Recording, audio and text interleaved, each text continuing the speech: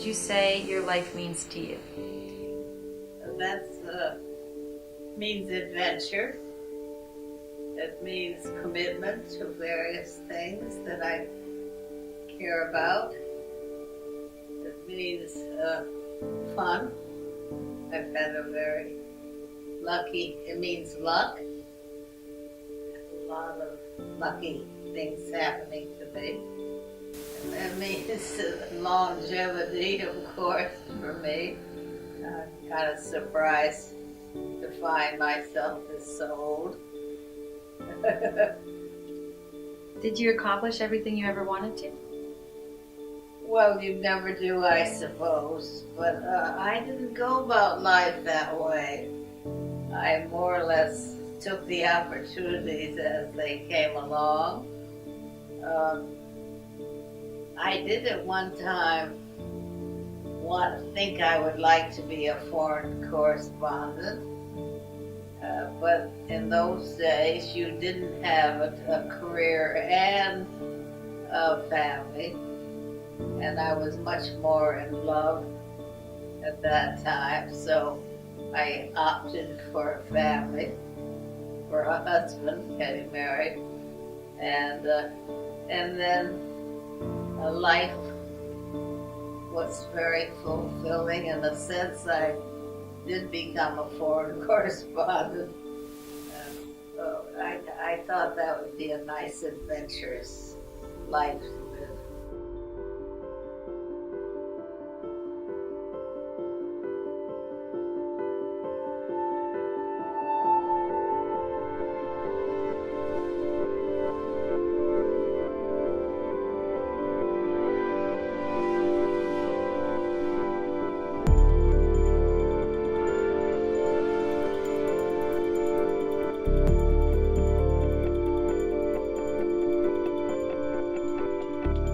I was born on the 14th of April in 1918, 2 years before women got the right to vote, and I was called Miriam, a good biblical name for a Methodist.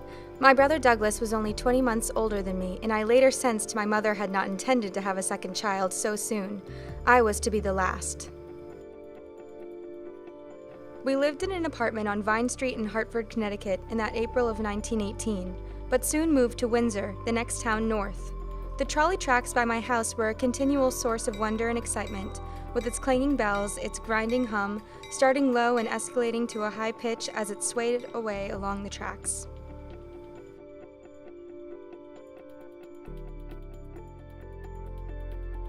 My father, John Lee Brooks, was born and raised in Camden, New Jersey. He ran away from home with his mother's help. However, my mother, Genevieve Marie Ford, was surrounded by family. I liked and admired my family throughout my childhood years. The Great Depression. There is nothing more corrosive of the spirit than an obsession with money, or the lack of it. The west, girdling the continent, a lush and a lusty land.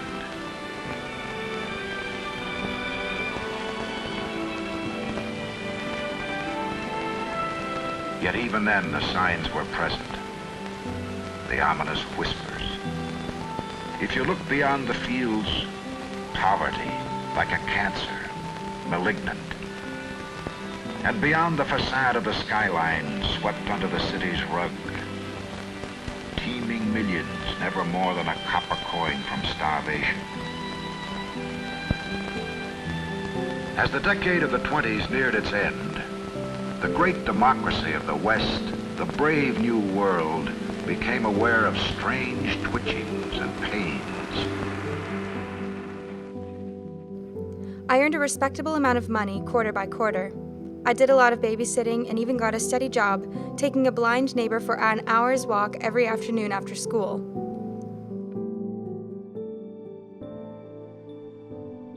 In spite of some struggles, our family survived the Great Depression almost unscathed. We never stood in a bread line or ate at a soup kitchen, as did so many. In the fall of 1931, at the depth of the Depression, I started freshman year at Chaffee.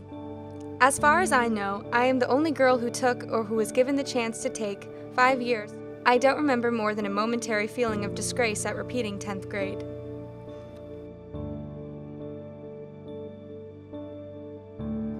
I didn't go to college to find a man. Connecticut College for Women was on an isolated hilltop in New London. However, the closeness Bud and I felt during the summer of 1934 turned out to be the real thing, not just a momentary summer romantic fling. For you who want to keep a good relationship going, I recommend Bud's methods, especially if you have some writing and artistic talents, in which I married him later in 1940.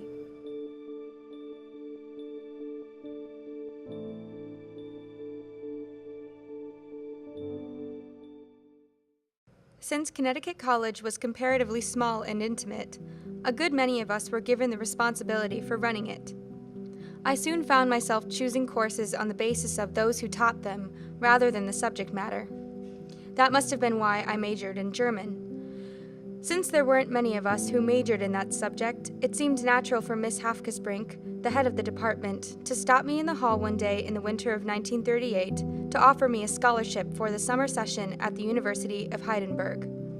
I hesitated only long enough to think about how to finance such an adventure. The bursar's office told me the Groton Grange wanted to lend a college student $50 for further education, and if I would join the Grange, I could qualify. Could I live on $50 for 3 months in Germany? I thought so. My answer to Miss Hofkesbrink was yes. Yes, of course. I kept a diary of this momentous summer. On the later evening of June 10, 1938, I stood on the dock of the steamship St. Louis of the Hamburg American Line, waving goodbye to my family as we pulled out of the New York harbor on our way to Germany. Now on to my diary, which I pretended was made up of letters to my best friend Lee.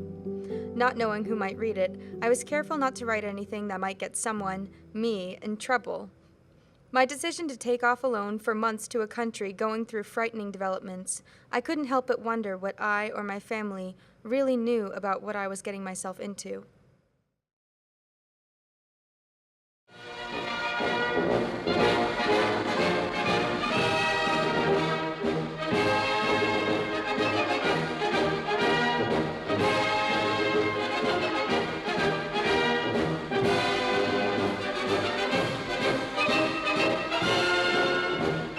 The first thing I noticed was that everyone was wearing a uniform, even young girls and boys, of all ages being in a high state of excitement. As you can see, every day was full of excitement and feelings of exhilaration, anticipation, and loneliness.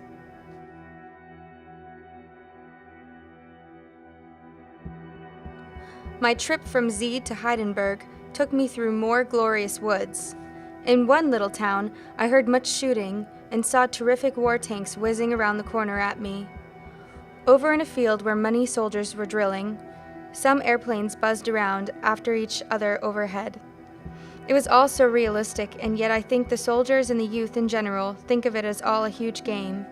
They were assured they were superior to the rest of the world, would take over the world and cover themselves and Germany with glory. Peace was not in their vocabulary.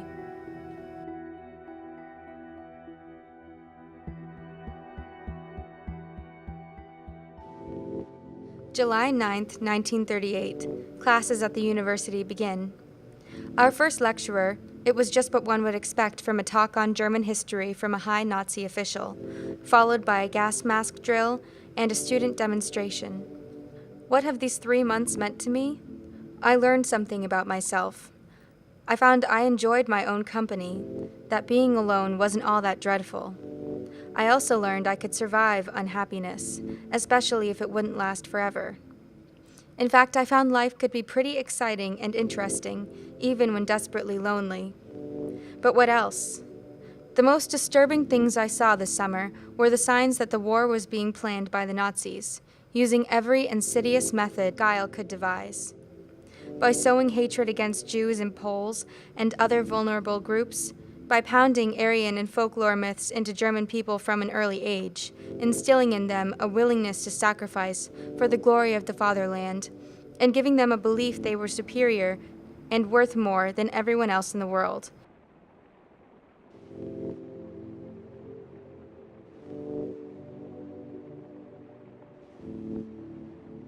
I realized we would need to speak out immediately, support whoever was being scapegoated, and defend all points of view, whether we liked them or not.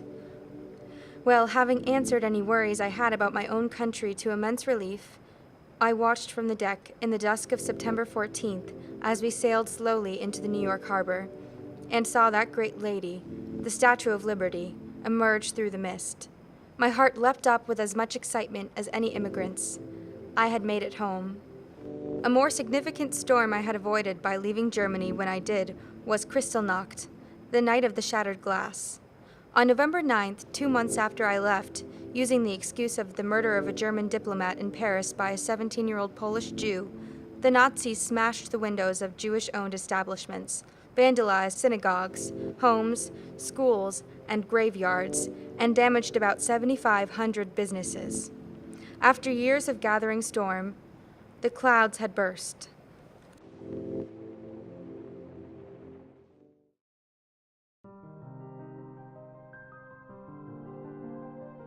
I began my professional career as a teacher and later became active in many different political movements.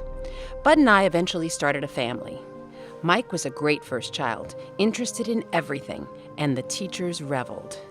Tim was mischievous, had curly red hair, and a big appetite.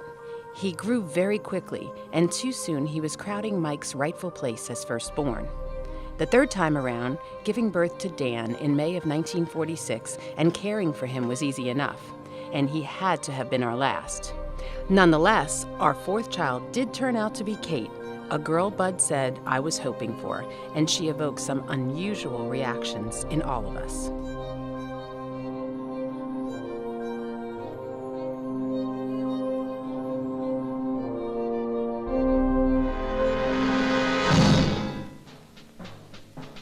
The symbols and the leaders change, but Germany's maniacal urge to impose its will on others continues from generation to generation. In the last 75 years, this madness has cost the world more than 20 million killed, more than 60 million wounded, more than 200 million made homeless. This does not include the untold millions that died of disease resulting from war, or the billions upon billions of dollars worth of property destroyed. Nor does this include the grief.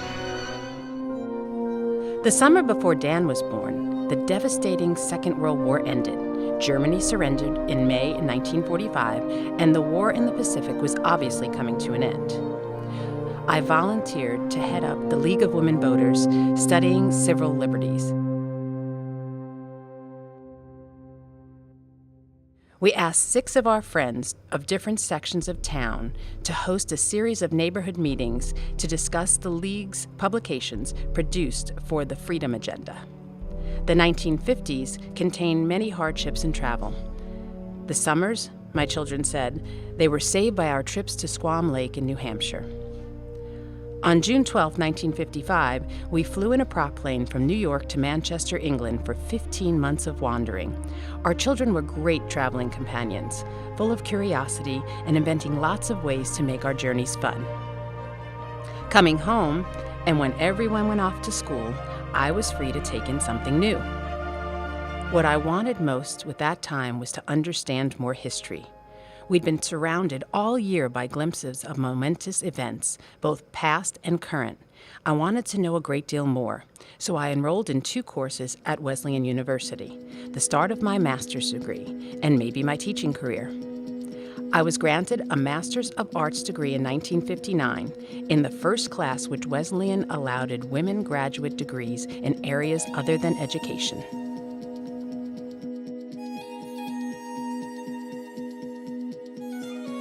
The decade of the 50s is stamped with my memory because of a personal sorrow.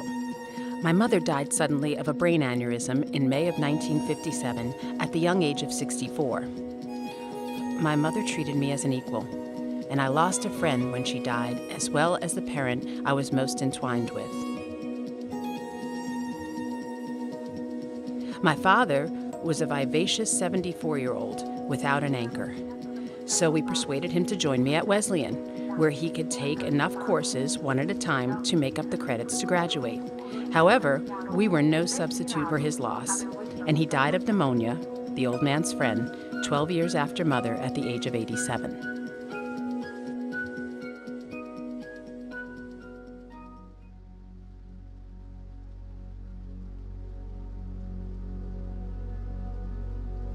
The 1960s was a defining decade of the century for me as well as our country.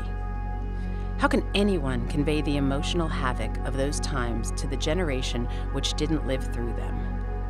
There was confidence that our democracy was getting stronger, that together we could rectify the injustices of segregation through the civil rights movement. Yet by the end of the decade, there were growing cynicism and despair, and the realization that men making decisions for us were just old, fallible, and even immoral. Some early clouds on the horizon should have warned us of the coming storm. In the fall of 1962, Bud and I participated in one more project initiated by the League of Women Voters.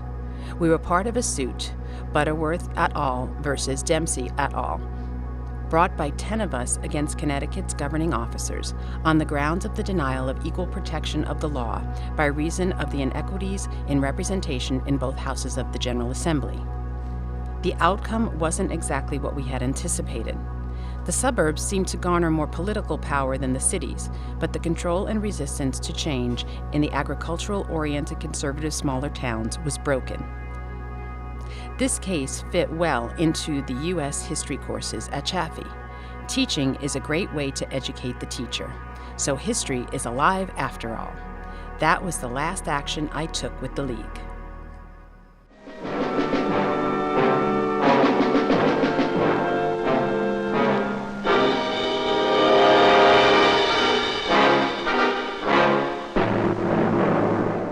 In the fall of 1962, our government decided the Soviets were installing nuclear missiles in Cuba. Good evening, my fellow citizens. This government, as promised, has maintained the closest surveillance of the Soviet military buildup on the island of Cuba. Within the past week, unmistakable evidence has established the fact that a series of offensive missile sites is now in preparation on that imprisoned island. The nearness of nuclear war shook us all. How secure was future based on threats and obvious violations of international law? To our great shock and sorrow, it was Kennedy who was assassinated, not Castro. It was the school-aged children who were deeply troubled by this close call. At the request of the Office of Civil and Defense Mobilization, the United States Army Chemical Corps has developed a mask especially for civilian use. This mask protects the wearer against biological and chemical attack by purifying the air inhaled. Masks are worn wherever the air may be impure, by firemen in smoke-filled buildings, by farmers spraying crops, by painters, miners, and many others. They were the ones who participated getting under desks, protecting them against nuclear attacks. But the smart ones knew desks were not adequate shelter against the bomb. Dan remembers a biology class when in the middle of a long explanation, one of the girls asked, "Why should we learn all about this when we are going to die soon anyway?" Dan says the teacher answered, "We have to pretend we're going to live and continue to do our work." The civil rights movement comes to Connecticut. Anyone with half an ear to the political ground can hear the rumblings of the rebellion against racial segregation and our country's pervasive discrimination against people of color. None of our family went south to help out, but we too were a modest part of the civil rights movement. In the fall of 1964, we added Anna Bing from Beaufort, South Carolina, to our household. She and we were part of the Quaker program called the Southern Student Program, a program that recruited Northern families to host good Southern students from segregated Southern schools for their junior and senior years of high school. While we watched, the white children went to school, and we stood outside.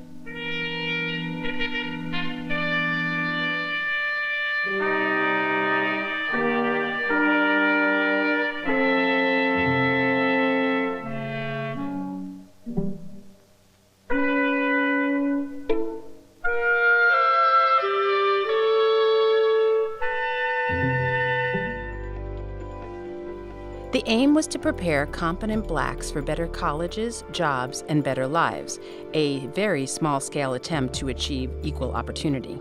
Anna was bright, knew how to study, had usually been top of her class, and was unexpectedly self-possessed. Anna graduated from Concord High School and was offered a full scholarship to Oberlin University in Connecticut. When Anna's father died, she left the summer program after 5 weeks and never went back. She met an old school friend and later married.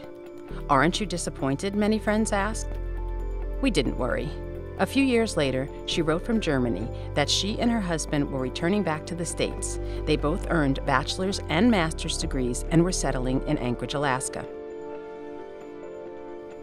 Some of the most effective teaching I did in those years was not in Connecticut, but in Washington, D.C. Every spring, I took my U.S. history classes to our nation's capital for several days. Americans, young people especially, believed in our country, with all its mistakes, stood for something unique. For the idea that all men are created equal and that government should be by consent of the governed. Johnson's speech confirmed that belief. It was a great speech. I think the most inspiring one I had ever heard, and, as it turned out, a high point of the decade. However, it was fatally marred by what happened in Vietnam. At a single time, in a single place, to shape a turning point in man's unending search for freedom, in the long denial of equal rights of millions of Americans. To deny a man his hopes because of his color, or race, or his religion, or the place of his birth, is not only to do injustice, it is to deny America and to dishonor the dead who gave their lives for American freedom.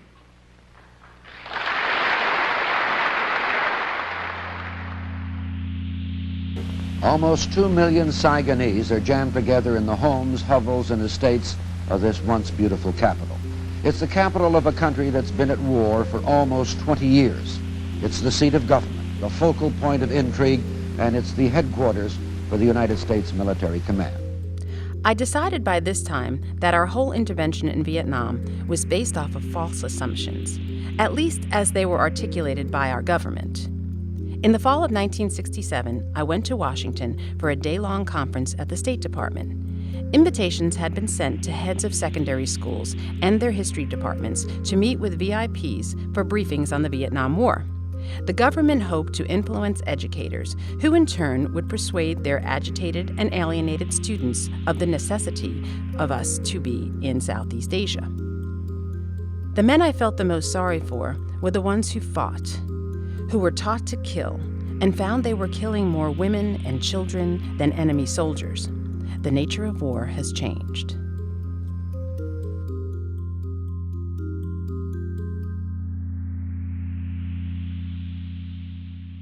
Early in December of 1967, an anti-war Democrat, Senator Eugene McCarthy from Minnesota, whom most of us had never heard of, declared he was challenging President Johnson for the nomination of our party in the 1968 elections and would begin campaigning in the New Hampshire primary. We got to know most of the McCarthy supporters from all parts of the state, and we were ready. I was West Hartford's committee chairman and became one of the 9 members of the Connecticut State Convention. We hoped to influence public opinion and send a message not only to the public about the war, but to party insiders about the closed political system, the very one we were trying to use. We wanted to state forcefully that it was undemocratic and would have to be changed. Our long shot campaign we saw as a means to an end.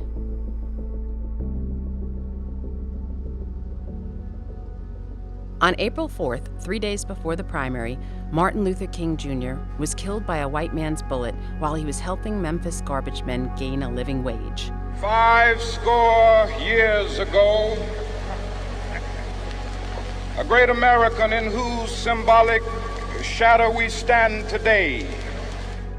I felt a sinking feeling in the pit of my stomach. The first emotionally depressing blow to the campaign, but not the last. On August 26th, Bud, Kate, Dan, and 2 young friends and I stepped out of the O'Hare Airport and into occupied Chicago. Police were everywhere. Guns, barbed wire, police escorts, all presumably to protect us from the gathering mob of young people. It was hard to believe. What had our democracy come to if presidential nominations were to be conducted in armed camps? Few people mentioned the violence inside the convention hall, but it was there as well as on the streets.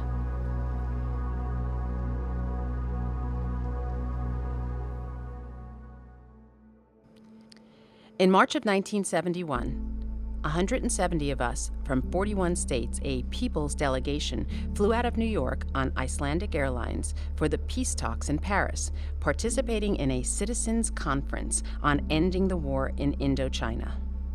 All of us felt the war was tearing our society apart and must be ended. We all wanted to find out whether the negotiations in Paris held any promise of reaching a solution, and if not, what we, as United States citizens, could do to get things moving. At this point of my mulling over and summing up, I found myself asking 2 questions. Why have I devoted so much of my life to working on causes, whose outcomes are sure to be ambiguous at best, causes guaranteed frustration and disappointment? And why have I had such a good time doing it? Curiosity was my quick answer. What really is going on? Why do different people think the way they do? Getting an insight into people's motives and having a revelation of a historic trend is almost as exciting to me as hearing the first spring peepers or the loon's wild call. As Bud used to say, whenever we experience something especially baffling or incomprehensible, it's all a part of the grand pageantry of life. And life is pretty grand in all of its sordidness and glory. A phone call in the spring of 1975 from an old classmate, Ella. How would you like to be Commissioner of Public Utilities Control Authority?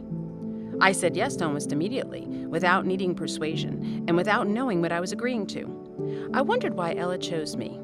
As the first woman governor elected of her own merits, I think she was hoping to make strides for women in her administration. The feminist movement was at its height in those days, and both of us were beneficiaries.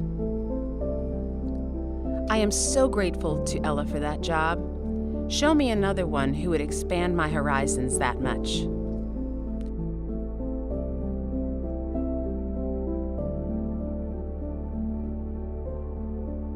Some of the most complicated issues we dealt with revolved around nuclear power. The last 6 months of my regulatory career was fittingly climactic. We did have our hands overfull. We had no hearing officer at the time, so all 5 of us held the hearings on electric and gas regulations, cogeneration, load control programs, pricing principles, and rate structures. At the end of April, Ella announced her new slate of commissioners to be sworn in on July 1st, and of course, I was not one of them. That was the end of my regulatory career. I had learned a great deal about state government works, about managing a big organization, about human character, about the importance and difficulties of various industries, energy in particular. For 1 golden month, we relaxed in Squam. But plans changed at the end of July. I had a phone call from a member of the Hartford College Board of Trustees. My year of acting president at Hartford College was a piece of cake compared to chairing the PUCA. I eventually felt at home at the job, and Bud would come to my office for tea and afternoon chat, a benefit of that year's work. He and his search committee found a very capable successor, and I no longer felt a stranger at HCW. I really did retire that summer. The presidency of Hartford College for Women was my last paying job. But I was still young, 62, and energetic, and found a whole political world waiting. The 2 most important matters I was involved with during these years was the nuclear freeze movement and the low-intensity conflicts our country was waging in Central America. Personally, these were decades of rejoice in a new generation and grieving for losses that one knows are inevitable but nonetheless heart-wrenching. And perhaps I'll have time to describe while coping with old age.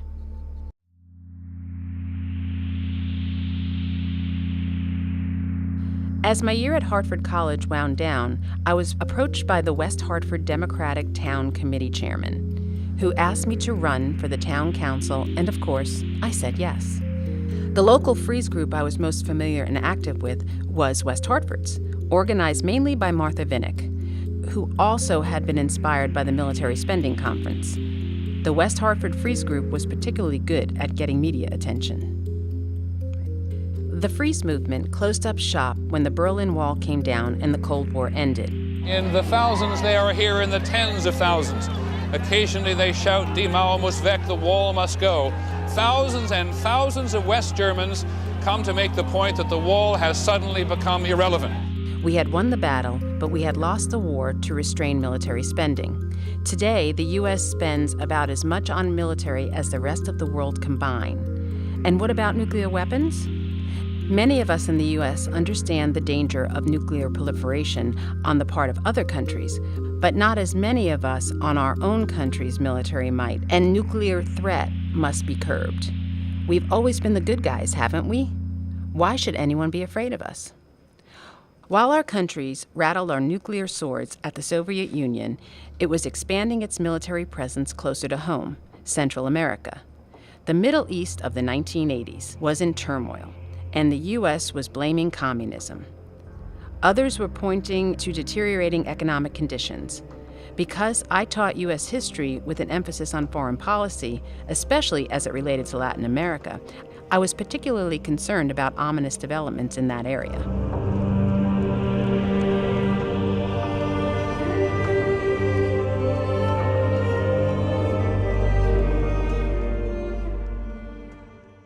In November of 1984, I joined 16 other members of SANE as the official observer to the first elections to be held in Nicaragua since the Sandinistan revolutionaries took power. Reagan, campaigning for a second term, was working hard to discredit those elections. An exciting time to visit a country is soon after it has achieved a revolution, at least a revolution that most of the population supported. The things I didn't stress enough in this report were the extreme efforts the U.S. used to try to delegitimize the Nicaraguan 1984 elections. My experiences in Central America reminded me, as a woman, to be grateful. I live in the United States in the 20th and 21st centuries. Women in the U.S., those struggled, have gained the right to own property, to vote, to share equal rights with their husband, to divorce, and to be guardians of their own children. This progress has made more life-enhancing experiences possible for me and many others. However, my natural optimism faded during the last 25 years. What I observed in the 5 trips to Central America added to my pessimism. Things ended up bringing me back to Central America, and the next time I traveled there would be 1988 with the American Service Committee.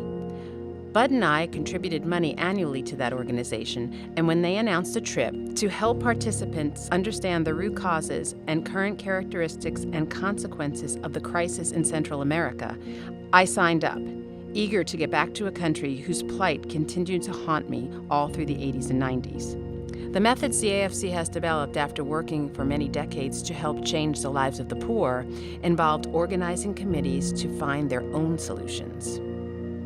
The journey had not diminished my enthusiasm for the AFSC, nor the future contributions. My 5th and last trip to Central America in 1998 was again planned and guided by the Center of Global Education. It was called Building a Just Society, the Honduran Challenge.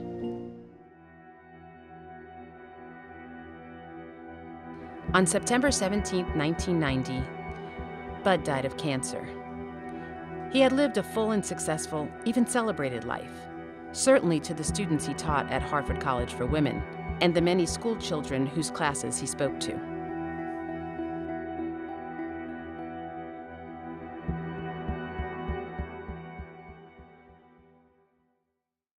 Again in 1999, Martha and I went off together to a peace conference in The Hague, a reprise of the peace conference held 100 years earlier at the beginning of the new millennium that turned out to be the bloodiest in history. In 1995, I had another chance to explore the issues of peace and injustice. Early that year, I went with a friend to hear Executive Secretary of Women's International League for Peace and Freedom headquarters in Geneva, Switzerland. It's the oldest continuously active peace organization in the world. August 6th, we participated in a ceremony commemorating the nuclear destruction of Hiroshima. Little blonde children and many adults gravely set paper boats carrying lit candles afloat in the inlet of the Baltic Sea.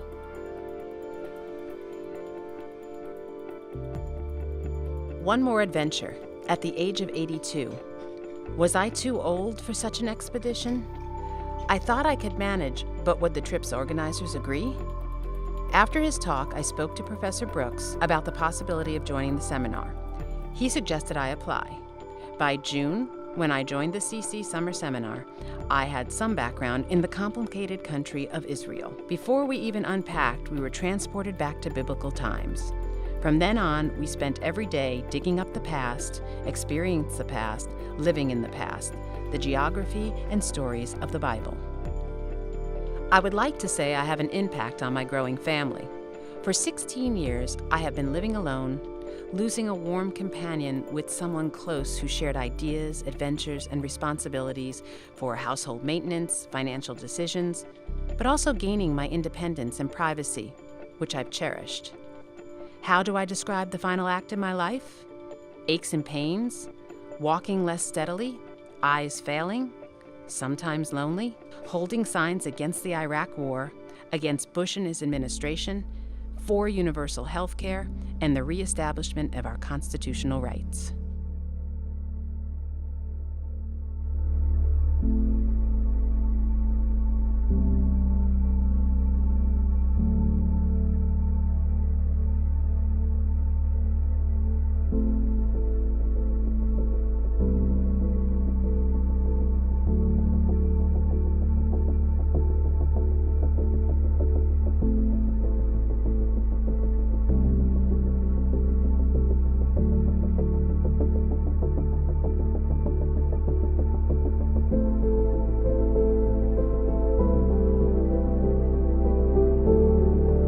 It is great to be here. Happy birthday, Mims.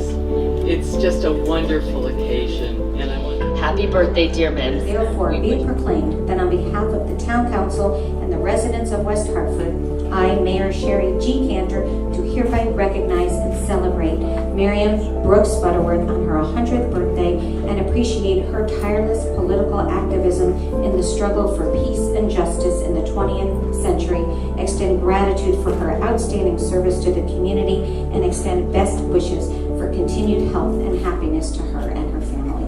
Thank you so much.